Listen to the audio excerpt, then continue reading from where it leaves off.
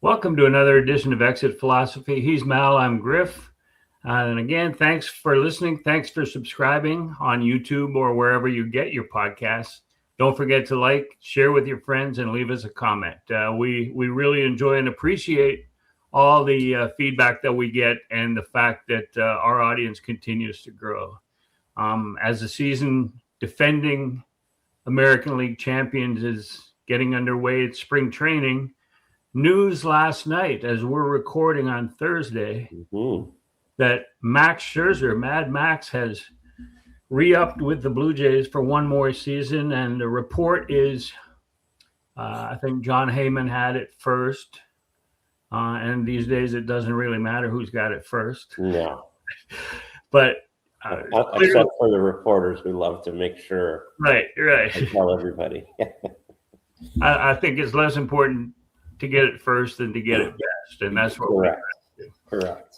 So Max Scherzer re-signs 1 year, reported $3 million, $7 million incentives, or perhaps some deferrals are in there to make it palatable for this year's team. And again, you and I both agree that we do not care about money that's being spent. There's no salary cap, and the Blue Jays are already well into the penalty phase. But we'll talk about Max Scherzer right now and what kind of an impact he can have with this team. To me, The Art of War by the great author Sun Tzu, that's Pete Walker. Pete Walker is the master of the art of war. But you're not going to win without Genghis Khan at the head of the troops. And to me, that's Max Scherzer. Yeah, fair enough. Some crazy guy leading the charge. I mean, you can have all the analysis of war or the American League schedule, and that's what Pete Walker is good for, the philosophy of winning a war. But unless you have warriors, and Max Scherzer is that, what do you think his impact, Mal, would be on the 2026 Toronto Blue Jays? I think he's more sage than warrior these days, though. You know, we could talk about that. I'm not sure what the great warrior has to bring into battle these days. So, while that's a good analogy and very true, that is a good question. I know Blue Jay Nation will be very excited today, just that Max has chosen to come back. And, you know, obviously he was a big part of the excitement and did contribute somewhat, a little bit last year. But that's who knows what he brings to the table. What does he have left? Anything? The jury is out on that. No, he'll give you everything he has. And I know what you believe as far as his ability to influence other pitchers, and I think that's really important.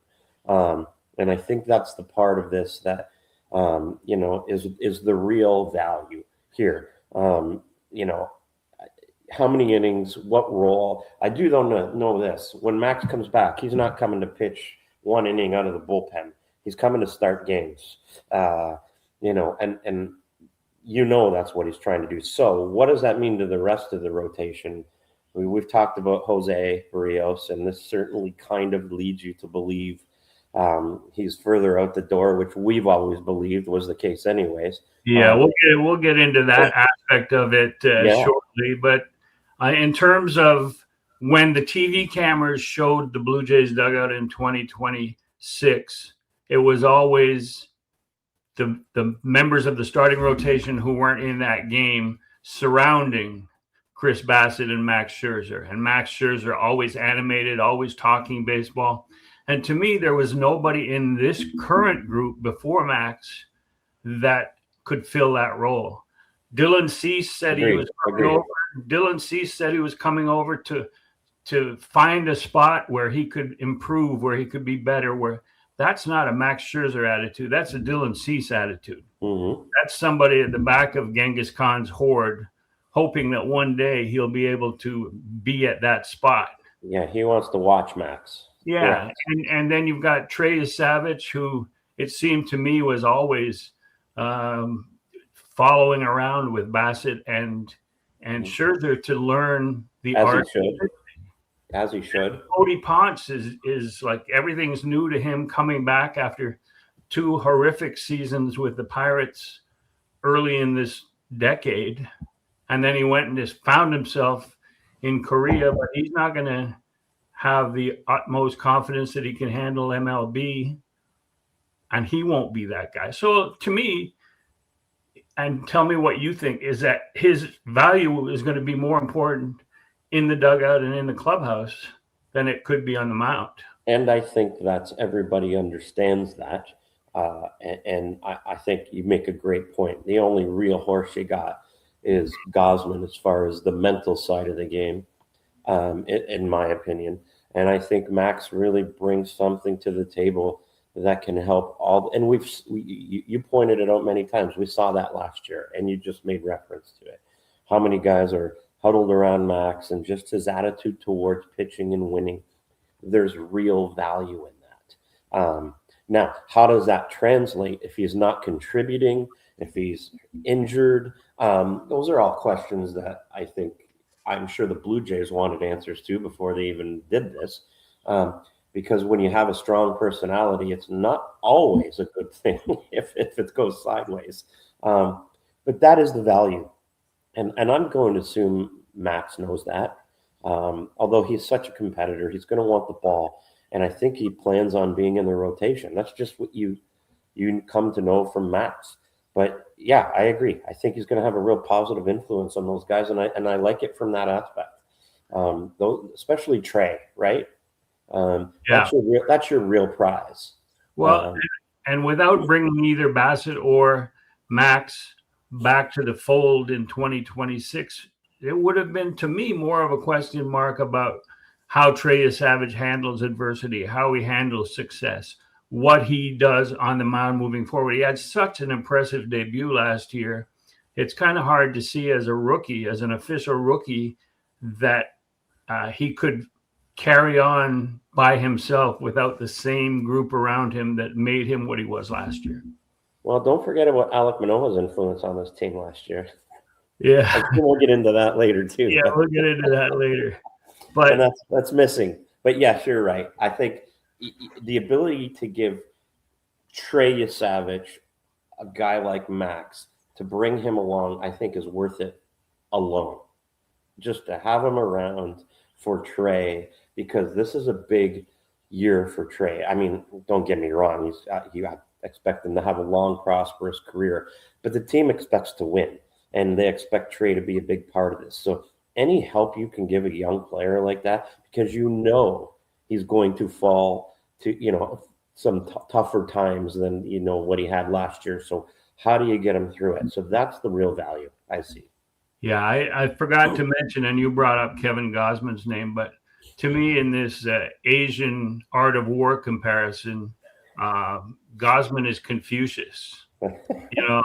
He's not the warrior leader, but he does have an understanding of the game, and he can impart that. But you need more than that. And Gausman is a family guy, more quiet and taking care of his own business. Leader by example, which is the same as Jose Berrios. But Jose Berrios is now in a jackpot, because when he leads by example, someone can look at him and go, oh, yeah, okay, fine. You're working hard. You're going out there every day, but you also bailed on us for the World Series. So, what kind of an example am I following here, So all of that together creates an impressive starting rotation, deep. We haven't even mentioned Eric Lauer. Right. And but without that leadership that I think Max Scherzer can bring, and whether he's full of shit or not, you're right. It's still the presence, the track record, the resume, and what he has to say to these young guys.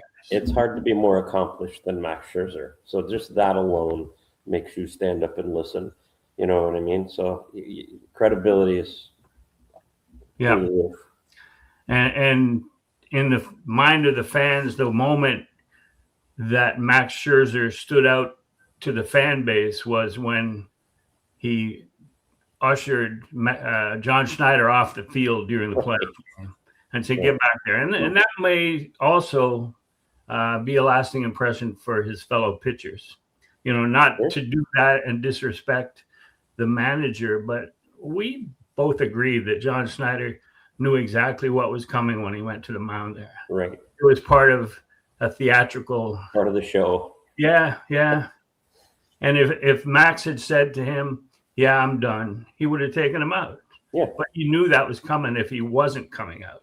So, yeah.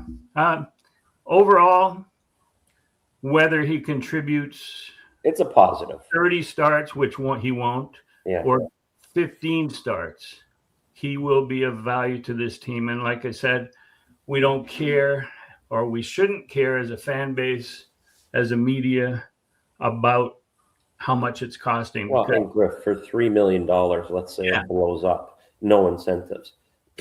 It's worth bringing him in for whatever time frame he's here. So, I mean, clearly, I mentioned if I was Max and I wanted to pitch, I would have waited till the All-Star break. I would have picked my team, let the dust settle, see who's in it, who's not. But clearly, Max wanted to just be here. It was probably here or nowhere. So good for Max that he did this now. He clearly wanted to be a Blue Jay. Yeah, all during his free agency, which started the week after the World Series, all through his free agency, he showed that he was still a Blue Jay. I mean, he's always a big part of the March Madness, the fantasy football. So he would have been with his teammates through the Super Bowl. He's always he went to Bo Bichette's wedding. There were photos from there. And did he take Vladdy's place? Max and his wife were there. Oh, bless you. Well, that's another story.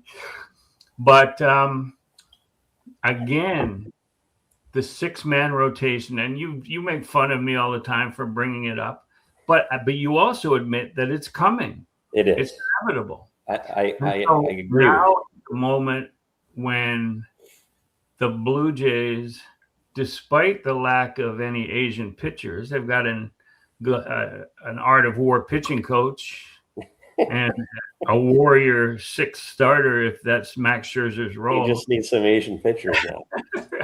right, because they pitch every 7 days over there.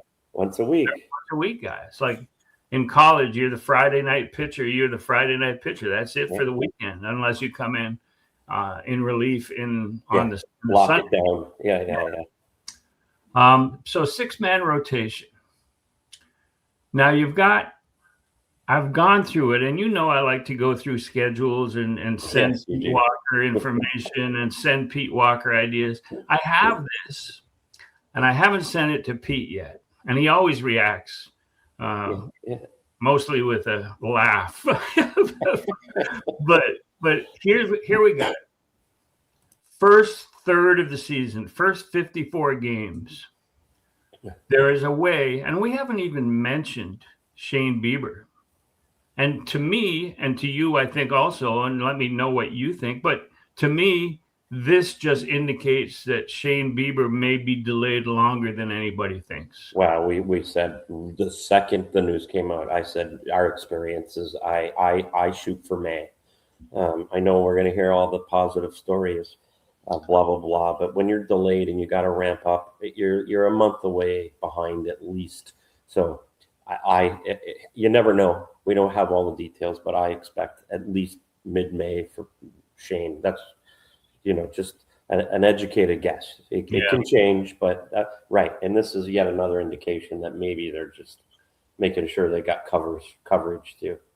And why do we think that there's a good chance the Blue Jays will go to some sort of a modified 6-man rotation? It's because John Schneider has talked about the way they're going to handle Trey Savage. He said, don't expect 32 starts. Don't expect 200 innings. So, those used to be norms for every 5th day starting pitcher. Yeah. But if you're going to make sure that he throws 28 starts, 27, and 170 innings, 170 to 180 innings. You don't want them all to be early in the season. You want to pace it. You want to spread it out so that he's still got bullets left in October if you plan on going deep.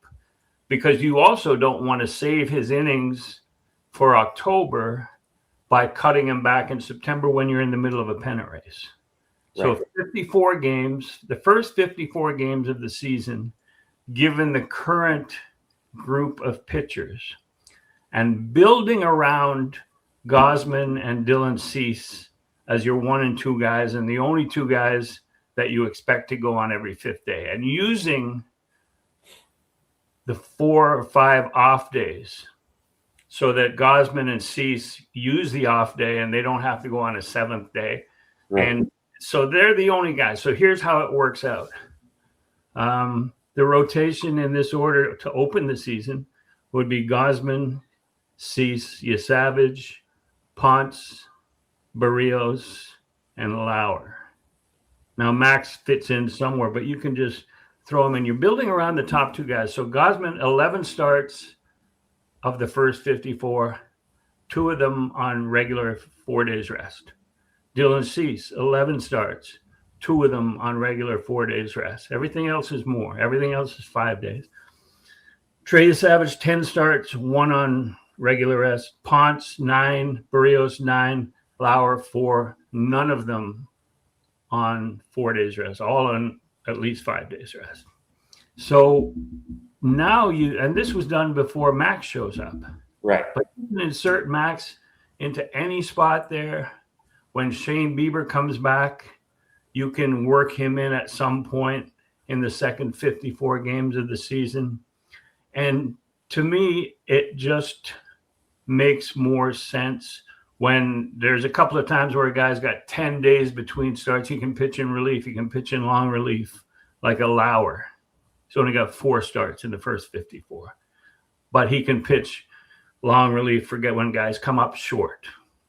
And maybe Max takes that role. Yeah, maybe Max takes that role. But if you think that works out and that Max is going to be inserted at some point, that brings us to the question of Berríos and what are the indications. And I believe that they are looking seriously at moving him before the end of spring training or early in the season. What are your thoughts on that? Are you still on board with that? And where do you think it stands? Yeah, no, I think that's very much the case. I've always been a proponent of hanging on to him, and that was before Max signed, just to see, where things fall. And then, of course, Bieber goes down, which tells you that they're going to need Berríos. So I think everybody's just kind of playing their cards right, but I agree with you. I think they're actively seeking a home for Berríos, and I'm sure they both agreed to probably do that. And, as you've seen right out of spring training, everybody played nice to make sure, we cross that bridge. And then I agree with you. I think they're certainly trying to find a home for Berríos. And just signing Max gives you more depth, more pitchers, and it makes it a little easier.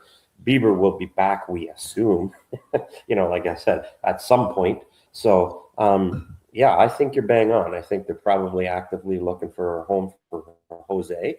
And he's everybody's playing nice in the sandbox till we find the right answer. That's what I think. Yeah, I mean, two things can be true. Berríos can be pitching for a job here, again, through the first 54 games or until Max Scherzer is ready or until the right trade comes along. But also he could be showcased for 29 other teams. And if he understands that, it's going to be incentive for him to pitch, to work his butt off. And you just look at his first start. You look at his first start. Who goes 47 pitches in a game and then goes to the bullpen to add 13 more to give him 60 pitches in his first game? It's very strange. And also, more importantly, was the PR that came out of it. Berríos saying how he's changed things and he's throwing more with his lower half and how tremendous he feels. Better. He felt better than a long time. That's the PR. Let's get it out there that you're very, very healthy. That was the message coming out of that, right? Through 60 pitches, and I couldn't feel better. That's the message to the other teams. Trade for me. And he's not even gearing up for the World Baseball Classic, which could be a reason. Good point. If he only had 2 starts before the WBC and was going to be a Puerto Rican regular mainstay starting pitcher, then you could understand maybe he'd throw a few more pitches, but he's not. He's not on round 2, right? Because here's the catch-22 is that he was on the IL at the end of the last season, and we're not sure why or how or how much he was hurting, but couldn't be added to the Puerto Rican roster because of insurance problems. He fell into that category. Yeah. And Bad so Bunny didn't come to the rescue quick enough. Right. Didn't come quick enough. That's right. So you look at teams that might be interested, and we've said for the last few weeks, in fact, for a long time, that going back to the Twins for Berríos might be a good answer. Pablo Lopez out for the year with Tommy John. Joe Ryan, back issues. We're not sure how long he's going to be out. But the Twins aren't expected to win that division or compete. But if Jose wants to go back there and the Blue Jays are willing to pay down some of the salary, that's a perfect landing spot for him. A lot of the salary they would have to pay down. But that is a perfect landing spot. And there's others that could happen. There's others too. Mm-hmm. You talk about other injuries that haven't happened yet. And there's no harm in hanging on to Jose as long as both sides are on the same page that he's not going to create waves in camp. And he won't. He's going to do his work because he knows that his future relies on it. And because I don't think, and we agree, he's got an opt-out after this year, but there's 24 and 24. There's 48 million left on the table. And there's a possibility of a work stoppage coming up. I'm sure at the end of the season, he would have to declare whether he was accepting or opting out. And you don't opt out over a cliff.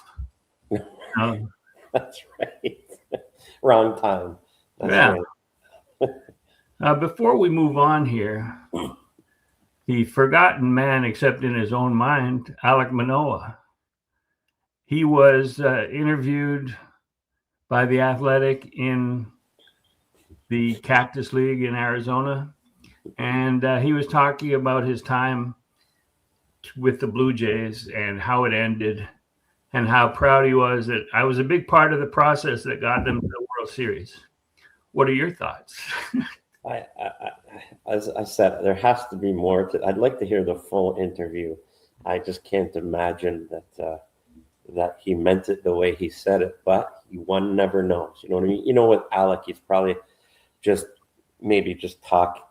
It came out wrong. I can't imagine he truly believes he had any part of what they did last year. I mean, because A, it's not true, but B, you could see how Manoah could get to the point of just feeling a part of it and always was a part of the clubhouse and the Blue Jay environment. However, he didn't actually contribute. So I'm more one to give him a little bit of a benefit of the doubt for maybe a silly quote, but he doesn't really mean that he was a contributor. Yeah. But because if he does, that's lunacy. Well, you know how much I like Alek Manoah as a young man and a competitor, and unfortunately, you know, he did some things that were more brashness of youth, etc. Yeah, and this quote might be one of them, but he didn't say anything specifically, I don't think, about the 2026 season. So that is a big part of the process that got them to the World Series. Right. So, like, he was the opening day starter one year. He had a great rookie season. He had great numbers a couple of times. He sort of paved the way for, he could, in his own mind, think that. He paved the way, and he was around a lot in the dugout rehabbing last season. Never got on the mound. But, you know, I hope he does well with the Angels. Me too. He's with people that remember him. The front office and John Gibbons is bench coach there. You know, Gibby wasn't around when he was there, but he understands playing in Toronto and all that stuff. And there's no reason he shouldn't realize his potential. He was a horse. Like, it wasn't a fluke. He was a big time pitcher out of college and really was looking like a future ace, which was not unexpected. It's just gone sideways on him, and obviously had some injury stuff, and, you know, like, he didn't do himself any favors. But if he gets it together, Griff, there's no reason to think he can't get it together. I think it went to his head, and maybe Yeah. if Max Scherzer had been standing next to him when he was a good pitcher, when he was doing well before his injuries, that Max would have calmed him down. I mean, you don't challenge the Cy Young Award winner, Garrett Cole, to cross the logo, to cross the Audi sign at Yankee Stadium. I mean, that's just silly. That's all. It was. Yeah. And there was stuff that he did as a kid, staring down hitters when he strikes them out. Yeah. And it's just not worthy of a major league below the radar guy. And Max would have, I mean, that goes back to what Max's value could be with the team.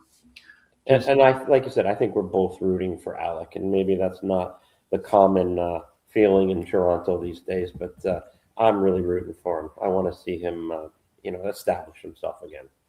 Yeah. Now moving on to Grapefruit and Cactus League and the WBC, and just not the WBC itself, but the rush to get at bats and innings pitched for your guys before they head off to the WBC. And for the first time, I think the Jays are losing more players than they've ever lost before, more significant players. You've got Andres Jimenez going from shortstop. He's playing for Team Venezuela. Leo Jimenez could be a backup guy. He's vying for that role, but we'll talk about that later. He's playing for Panama. Vlad for the Dominican. And we talked about Vlad at some point has to decide to play for Canada. Just awesome. His legacy and his endorsements. That's right. Then you got Ernie Clement, surprise pick for Team USA. I think his 30 hits in the postseason, and the fact that manager Mark DeRosa is the same type of player that Ernie Clement was, and he's also a TV personality on MLB Network. I think that helped a lot. Then you got Kaz Okamoto playing third base. He's going to go to Japan, and Adam Mako is going to pitch for Team Canada. So what do you think, Mal, that does? Like we both agree that Grapefruit League records don't matter. But do you think it could help the front office see some of these guys like Namala and some guys and give them significant playing time while these players are gone? No question. I think on an individual basis, that's exactly what you're looking for in spring training, to see how these guys handle themselves. You a lot of times, Griff, and you know this, I mean, it doesn't translate 100%. How do they carry themselves in a clubhouse, a major league clubhouse?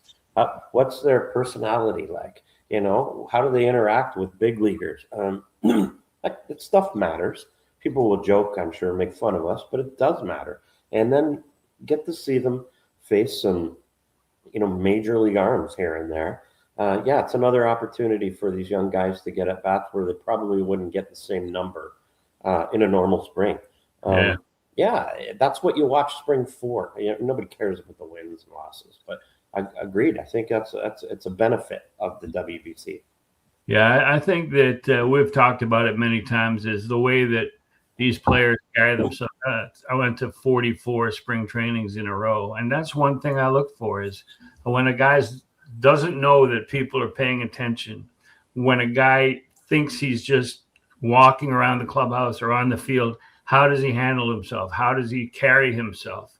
Has he got a little swagger, even if he hasn't been in the major leagues? And those are the guys that you look at. And sometimes you're wrong, but most of the time you're right. Sometimes guys got a little too much swagger. Yeah, we've seen that too. You're like, kid, knock it off. So the other day, Jake Casey, 15th round draft pick, homer in the 9th inning against the Yankees in Tampa, and he was just drafted last year. Now, the thing is that he's an outfielder, but he's the son of Sean Casey, who I believe is Team USA's hitting coach this year, and had a really pretty good major league career as a first baseman. Legit player. He didn't have like the power to sort of open eyes, but he was a great defender and hitter. And a good hitter. Mm-hmm. So my question to you is, and I have my own thoughts on it. But when we talk about the way that a guy carries himself and the swagger and they're looking like a major leaguer, how much of an advantage is it for these kids? And the Jays have seemed to gravitate towards them, kids of major leaguers who have been obviously around major league players, around clubhouses with their dad. How much of an advantage do you think that has been, especially in accelerating their rise through the minors? Yeah, I think that's accelerating the rise is the big thing. Clearly, that obviously talent carries the day, and then probably have a head start from the gene pool. But it does help when you've been around it your whole life. Look at Vladdy, right? You just don't know any better. It's not. It doesn't overwhelm you, Griff. It's just normal. It's just the only thing you've ever known. So it's easier for guys to just fit in and understand what's going on. You're not blown away by, oh, look where I'm standing in a professional baseball clubhouse with these guys. Clearly it gives them an advantage. But at the end of the day, you've got to be able to play. You've got Bo, you've got Vladdy, you've got Kevin Biggio. You know what I mean? Certainly gives you a head start. Yeah, no question. So there are charts circulating right now about how great young players are spending less time in the minor leagues. And I've said that, we've said that for a long time, is that the way you're going to compete with basketball and football is for young multi-sport athletes, or just young athletes in general, to realize that they don't have to spend 4 or 5 years in the minor leagues and ride buses and be in shitty clubhouses and eat shitty food, that they can get to the majors in a hurry. And the latest example, he's not the son of a major leaguer, but Connor Griffin, shortstop in Pirates camp. They are talking about whether he will break camp. He's like a 19-year-old man-child, and he's hit a couple of home runs in his first game. Now they're talking about a long-term deal like Jackson Chourio got with the Brewers. I have, what a conspiracy guy I am. But if they give Connor Griffin a 7 or 8 year contract, taking him through his free agency, and it will be reasonable. It would be reasonable for the Pirates, because you're just buying out 3 years of control, 3 years of arbitration. Yep. That way you can bring them up on opening day and not worry about manipulating service time. And this is part of my point, is that going into a tough negotiation with the Players Association, they can hold up Connor Griffin as an example. We didn't manipulate his playing time. We gave him a long-term deal. And I think that a move like that would have total support of the 30 teams in the commissioner's office. Yeah, and I also think you'll see after this, how this all blows up or shakes out, that'll be the end of this too. With the next deal, you won't have the option to manipulate service time, the players agreed to this too in the last CBA. So you're right. It shouldn't be happening, but teams take advantage of it. And now, you can get around it with long-term deals like this that teams are starting to figure out make more sense anyways. I think it makes more sense anyways. That's the bottom. It does make more sense. Because if you're committed to the player and you control them anyways, why not get them to a deal that gives them some life-changing money in the event of an injury, yet is still extremely affordable, and it doesn't impact his long-term earning power. It just makes so much sense the way minimum salaries go and arbitration goes it just makes so much sense. You obviously, the risk for the team is you better be darn sure that you believe in the player is going to be a star. You just don't hand them out because it's select few players.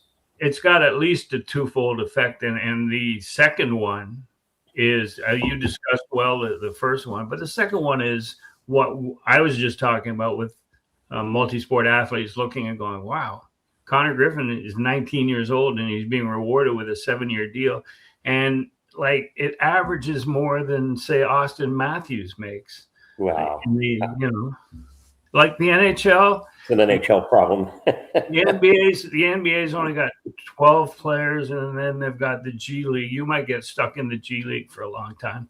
NFL is so sort of short career. Yeah, and it just makes baseball as a career seem more appealing, and I think that there's really no downside to it, especially since the money is not. When you sign a guy who has never played in the majors before to a 7-year deal or an 8-year deal, you're not talking 15 to 20 million AAV, right? Because you're building in the first 3, but you're just guaranteeing this kid money, and you pointed that out, which is a great thing. So we'll move. I watched the first 5 Grapefruit League games for the Jays. Didn't watch the Lakeland one, but kept track of it because it wasn't on TV in Detroit. And I don't know about you, but it's something weird watching the other teams telecast, and we've had that happen a couple of times. I always like doing that. Like I when I was in PR, I used to listen to the other one on purpose because I wanted to hear what they said about our players, and then often they were using the information we would give them. So you just wanted to see how it translated. But I was always interested in their view of our players. And because it gave you, when you don't follow them every day, it gave you a different perspective on how other teams view your roster. I kind of liked it. I don't know if you feel the same, but sometimes they're ignorant and don't know what they're talking about.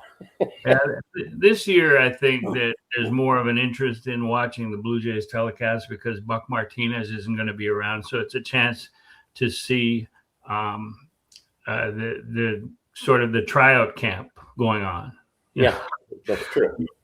But but anyway, I've paid attention to the 5 games. They're 1-3-1, and we talked about who cares. 1-3-1, it doesn't matter. And the games have been close. They've come back. But what's interesting is that there's only been like 12 out of 44 innings pitched by guys who were on the roster at the end of last year. Yep. So 32 innings by minor leaguers. Normal for the start of spring. Yeah, normal. Yep. That's why you can't pay that much attention to it. Right. And also the at-bats is like 51 at-bats by guys who were on the roster last year, at the end of last year, the World Series. But we have seen interesting events that have happened. Ricky Tiedemann. Let's talk about Ricky Tiedemann. Yeah. Elbow inflammation. You could say that after all of these injury woes that he's had, that he's aware of his own body and is being cautious. But there are other ways of looking at it. What do you got? Yeah. How about Uncle? Like enough's enough. I mean, maybe I believe the kids. He felt something, and that's just not good. I feel bad for him. Hopefully it's nothing.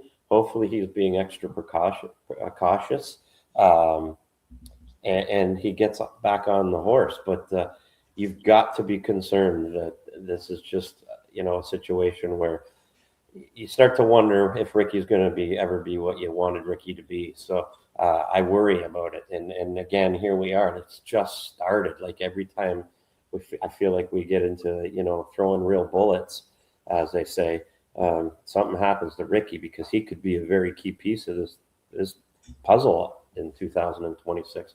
It's got to be frustrating for him. And I know it's frustrating for the fans and absolutely frustrating for the team. So, I mean, what else is there to say? It's almost like nobody's surprised, right? Yeah.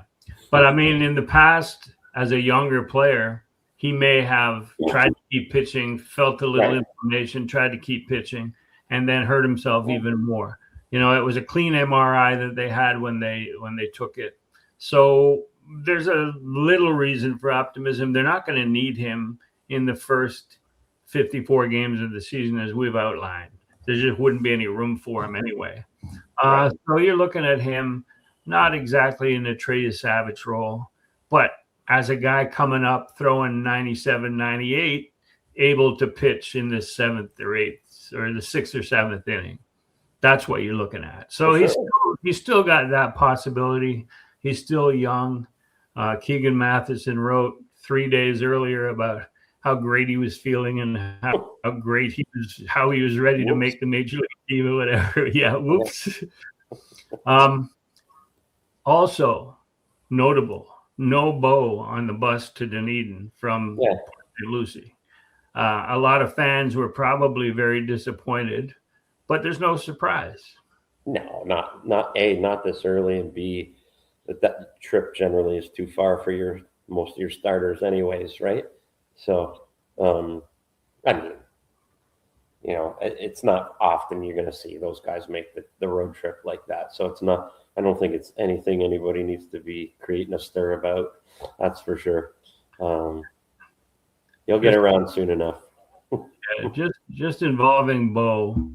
He's having a hard time on social media these days. With the fans. Yeah, but he made what was a great play, charging in and barehanding one at third base in a game yesterday, and they showed that. So that balances against all the memes where they keep replaying the one that goes off the end of his glove. So he'll be all right. But you know what a fan of mathematics I am. So I have a commutative theory of infield play, and it comes full circle. Now you have Andres Gimenez, who moved with the Mets, moved from shortstop to second base to make room for Ahmed Rosario. Now Gimenez and Rosario are both traded to the Indians for Francisco Lindor, who then was playing shortstop for the Mets. After 3 Gold Gloves at second base in Cleveland, Gimenez is traded to the Blue Jays, where he plays second base, and Bo is at short. Right. Now, Bo gets hurt. Gimenez moves over to short and has won that job, basically. So if Bo had wanted to stay, he would have played second base. So now Bo gets signed by New York, and Lindor is there, who was part of the history of Andres Gimenez. And Marcus Semien, who moved to second base for Bo when he was signed by the Blue Jays, had a great year, set a record for home runs by a second baseman. So Bo goes to New York and can't play second, even though he played short and made Semien move. Now Semien's at second, so he has to go to third. So that's the commutative theory. So everybody's screwing everybody else at one point or another. Oh yeah, middle fingers all around. Right back at you, Bo. Yeah, I mean, it is kind of funny, isn't it? The chain has worked there. Everybody's shifting around. Hey, that's what you got to do to try and win, I guess. So I mean, we'll see how it goes with Bo, but he certainly has taken a bit of a beating early. So now back to the Blue Jays and their current infield. And you've got Okamoto at third. He looks like a fixture there. Vlad, of course, at first. Ernie Clement, a graduate of the Perfect Game Collegiate League, at second. And Gimenez at short.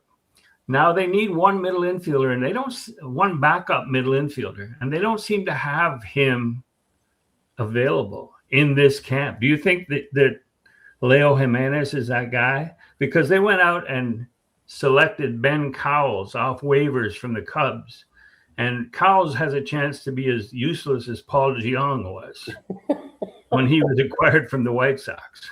Well, as I mentioned to you, when he came through also the Perfect Game League, he was no Ernie Clement. Let's just put it that way. He wasn't so successful then either. I mean, he's another depth piece, but I would suggest right now it is Leo Gimenez right now. Yeah. If all things being equal, that's the guy for now. Whether they like it or not, I don't know. But he's certainly the guy you trust the most, I think. Yeah. Maybe a guy that could come over would be in a deal like with the Berríos deal. You get an established backup middle infielder type thing. But Josh Kasevich is a big part of what they thought would be the future 3 years ago. He was sidelined, slowed down by injuries. He'll be back at Buffalo this year, but he looks like a player. He looks like he could be that guy. Yeah, and you don't know. Guys show themselves after, when they get some opportunity sometimes. Like an Ernie Clement.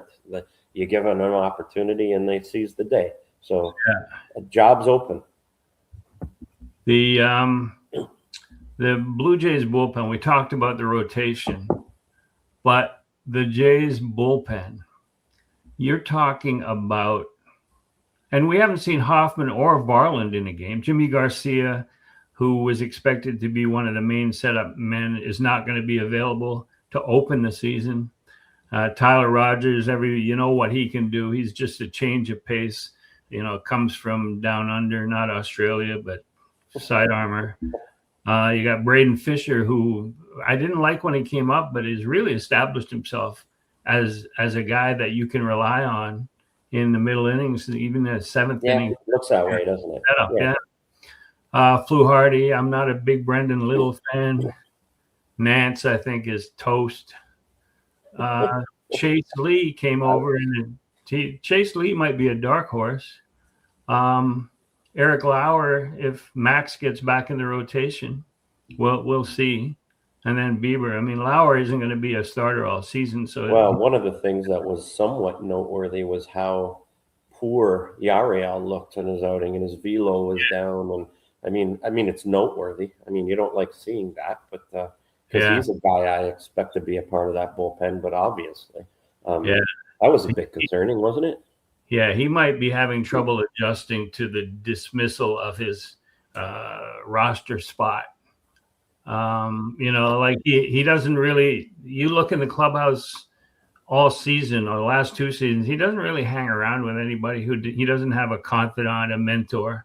And like we've all seen guys that don't take well to being sent to the minor leagues when they didn't think they should be, and this maybe he needs to read The Art of War. Yeah.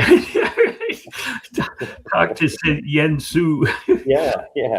Sounds like it. But here's my question to you. We're all forgetting about Angel Bastardo, who can't be sent to the minors. He has to be on the team. He came in a game and was throwing 98 with a wicked changeup.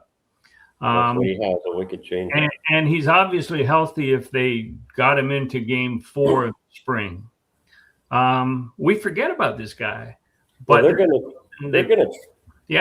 try to get him through. I believe that. Like, he's going to make this team if he's healthy. It's whether they can carry him for 90 days. And like you say, you cannot. His changeup's unbelievable, and he throws hard. Does he throw enough strikes? Like, you have to throw strikes. You know what I mean? So that, and I'm really interested in seeing how that plays out, because he's got a great arm. So I truly believe they're going to try and roll with this and see if they can, if he performs well, and try to get him through 90 days. Yeah. Hey, no, if he performs that well, you just keep him. But there's no way that they could, in my mind, that they could negotiate a deal to keep him, just a cash deal with the team that they got him from. Like, he's got the kind of stuff where you want to bring him back to your organization if you get a chance, That's right. But we keep adding names to the potential bullpen list, and there's just not room for all those guys. Right. So we'll see. We'll see if that happens. But I'd say that Bastardo could be a dark horse not to ever get a start. He was a starter before in the minor leagues, before he was injured and then Rule 5 by the Blue Jays. But keep an eye on him. Now they got the other guy too, Spencer Miles, right? Which he's a current Rule 5 guy. Yeah. I don't really see. I don't know why that happened, unless they go, if Bastardo is hurt, we'll try this guy. I don't know. Yeah, It sounds like some of the front office nerds like the shape of some of his pitches. Until they throw him a bone. Until they hit a huge parabola that clears the left field fence by 30 feet. How do you like the shape of that? Not so much after that.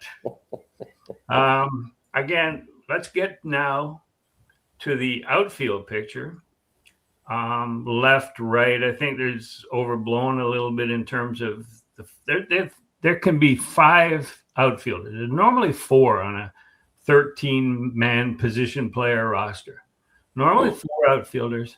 But if George Springer's the DH or whoever's the DH, if they're also an outfielder, Let's count 5.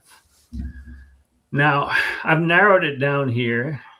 Jesus Sanchez, Varsho, Barger, Lucas from the left side, Springer, Schneider, Straw, Eloy Jimenez, who I've said all along. He's your boy. He's your boy. Yeah. But you can only take 5 of those. 1, 2, 3, 4, 5, 6, 7, 8. 5 of those 8. How would you align not the opening day outfield, but the opening day 5 men that you would carry? Ooh, well, I think you're Varsho, Sanchez, Barger, Straw, and I'm missing one. Springer. Yeah, Springer. That's how it aligns for me. And Schneider's not a part of that mix for me, and Lucas isn't a part of that mix for me. They're there. They're going to play, but they're not part of my group to start. You've improved your group. That's the idea, Does Schneider have an option left? I'm going to guess he does, and I apologize for not knowing that. I think he does. Eloy Jimenez might have an opt-out if he doesn't make the team. A lot of veteran guys come in, and if they don't make the team, then they can become free agents again. Lucas is an interesting one. I mean, I don't know if he's a fan favorite, but he was a big part of their postseason run, and that's before they got Jesus Sanchez.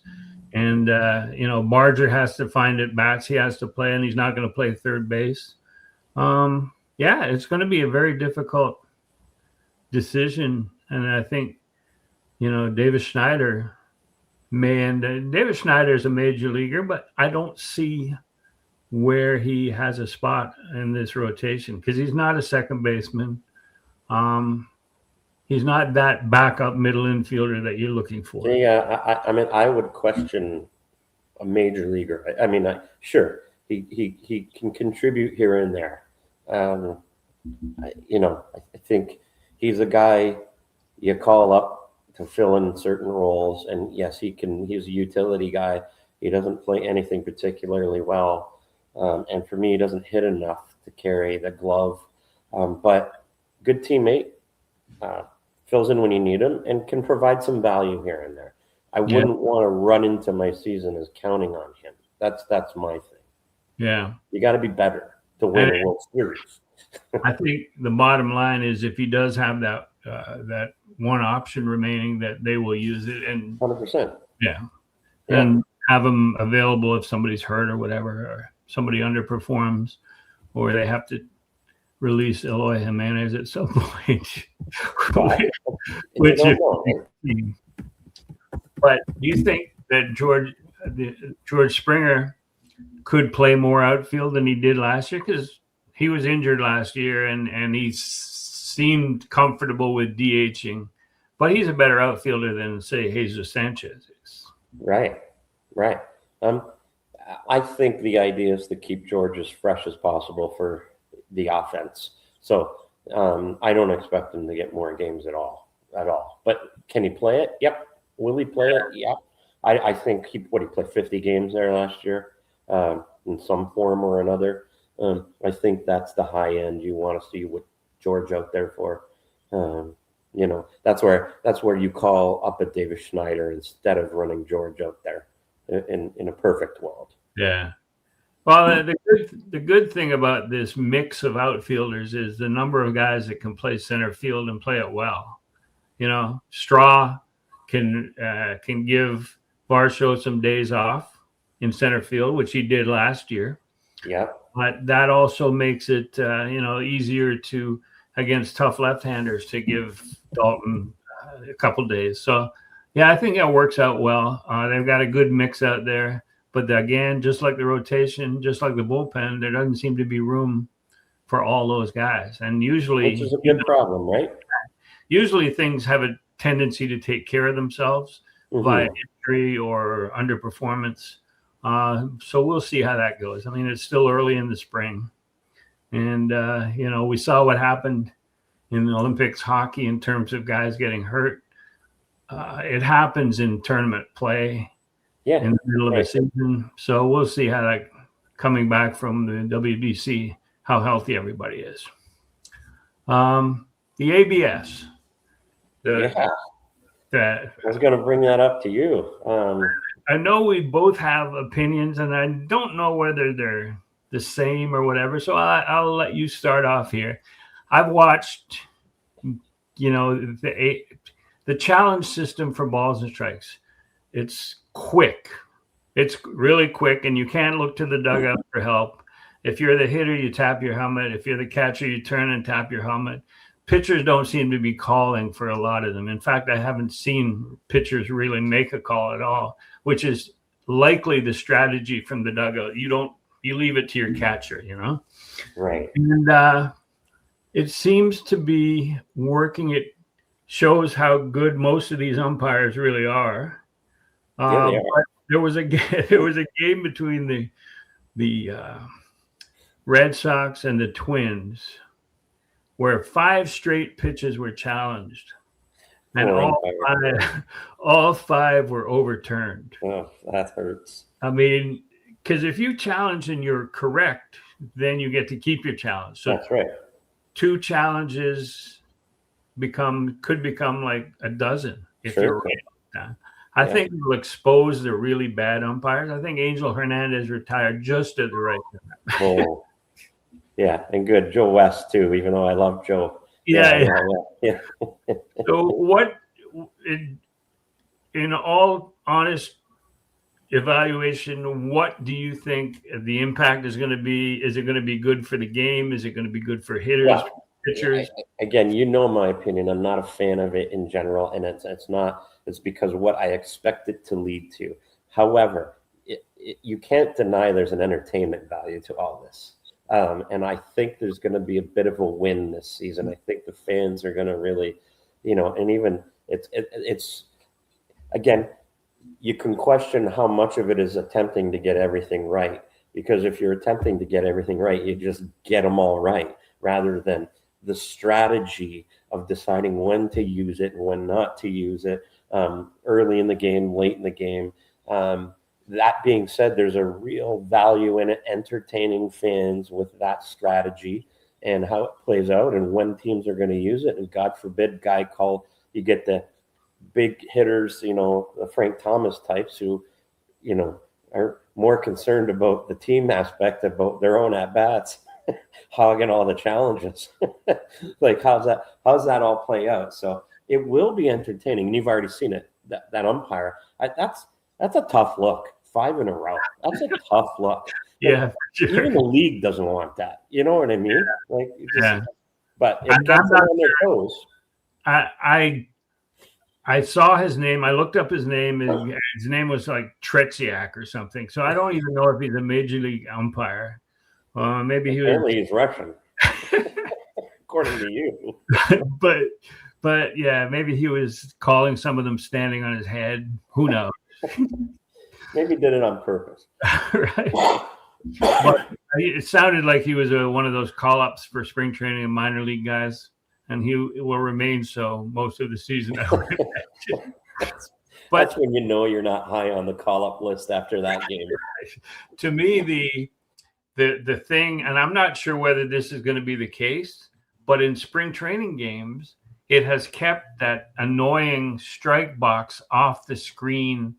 Yay. For live television, for live TV.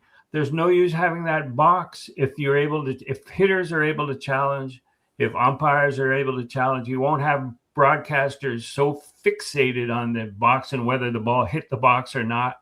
That looked like a ball to me. He missed that call. Like if the hitter thinks that, then have him tap his helmet.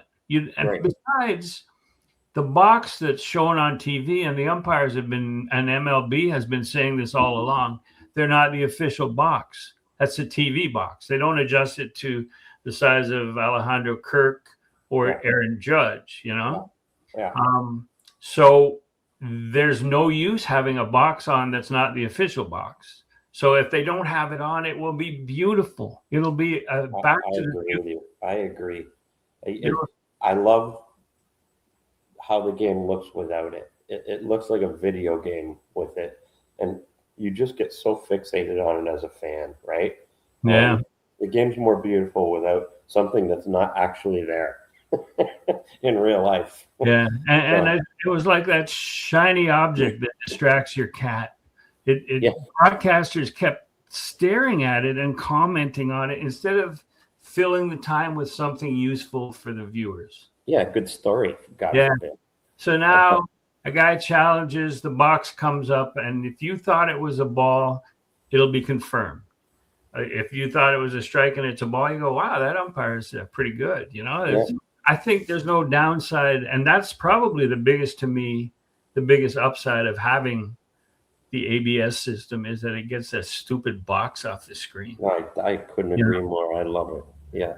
Like in the NBA, they don't have a box around LeBron's feet to show how often he travels. Like he's got the ball in his hand, he takes 4 steps, and they don't call it. So if they had a box, people would be going, well, these referees suck. Yeah. LeBron cheats. Couple more items here. One is Scott Boras on a podcast. Unauthorized by MLB or whatever, he says. Clearly. There could be up to 4 Asian teams based in Japan, Korea, in MLB eventually. Now that doesn't seem like MLB would want Scott Boras to be making that comment. Oh God, no! And that's why Scott does it, right? Because he's obviously, and you mentioned this too. We're already starting the PR for the lockout or strike or whatever. We're already starting it, so he's already getting ahead to make show what the future revenue streams are going to look like. Exactly. And there's no doubt Major League Baseball wants that. They're trying, like all sports, they're trying to move it to an international game. Understandably, travel's so much easier. We have the ability to do it quicker, more comfortably. You want to open up markets to your product and make lots and lots and lots of money. So that's the goal of the leagues. They certainly don't want guys like Scott Boras doing their talking and ahead of it, where they're going to cry poor. We know the game. You know what I mean? The poor guys can't compete. The Rays, the Pirates, there's not enough money, blah, blah, blah. It is like you've got to look beyond the quote, because I love the little battles that are already starting, and Scott is way ahead of everybody. So Scott Boras never says anything that he didn't mean to say, and that doesn't have 3 or 4 levels of interpretation. And this is this is like the mid 50s when the Dodgers wanted to move to the West Coast, and it was the only team west of the Mississippi, so they dragged the Giants with them. You can't have one team in Japan. You need at least 2. And then that opens up Korea. And the revenue streams have been shown by the Dodgers and their impact on the Japanese market. You see how much money is out there, and the Dodgers are using all of it. Yeah, that's right. The Dodgers get all of it. Right. So I agree that Scott Boras is a genius. You don't have to like him, but he's a genius.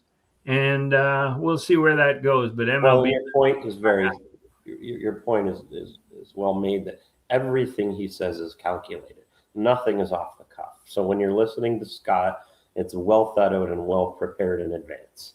He goes on a podcast for a reason. Yeah. And one more item. Olympic hockey. We talk about international sport. Yeah. Oh, boy. Olympic hockey. What was your impression of the impact and the game itself of the gold medal game on the Sunday morning? Well, we just talked about the international impact on these leagues, and that's the reason you do this stuff, right? You're growing the game in many, many countries, and you see how much everybody's caught up in the quality of competition. So there's a real value in having tournaments like this, the 4 nations and obviously the Olympics. From a personal standpoint, how can you not just love watching the hockey? I really enjoyed the competition.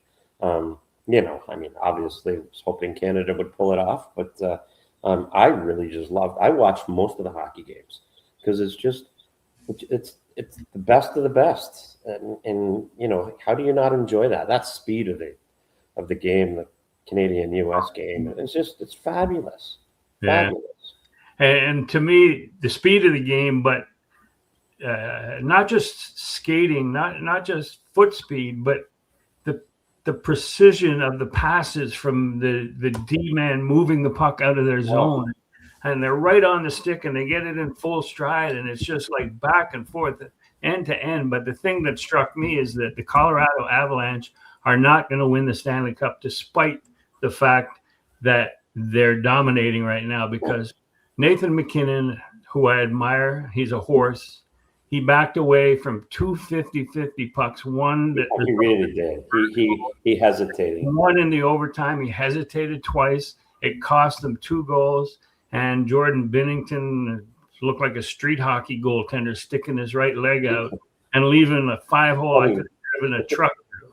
I think you're being harsh on the Avalanche's chances, but I do agree that overtime goal, MacKinnon needed to just completely commit to that, and he hesitated for a second, got caught in no man's land, and that's what cost them. But I mean, you've got to love the tournament, and who doesn't feel good for Kash Patel to enjoy a moment like that, right? Yeah, I mean, it's what it's all about, Griff. Yeah, all our teams have a guy like Kash Patel who wants to join in the celebration and had nothing to do with it. We had him even with the Jays. I can remember. I won't name names, but you're like, what are you doing in here? Anyway, that wraps up our international tour around the world and around Florida and Arizona. Our expert view on international relations. Yeah, welcome back, Max Scherzer, and we will be interested in seeing how that situation ends up. And I got to send Pete Walker, who's mastering the art of. I'm surprised he hasn't reached out to you yet. Well, he knows it. He knows it's coming. So I did the first 54 games, because who knows what happens after that. But it all makes so much sense, especially with Max Scherzer coming in. So I'll send that to Pete, and I'll let you know next week when we record what his reaction was. And the WBC is coming. And the WBC is coming on March the 6th. Yeah. And Canada has a chance to get to the second round. And we're cheering. Yeah. Go Ernie Witt. Go Team Canada. Yeah, that's right. All right. Well, thanks, Mal. And thanks, everybody, for listening and for subscribing, listening on YouTube or where you get your podcasts. And we appreciate you. And we will be back talking at you next week. Thanks, Mal. See ya. Yep.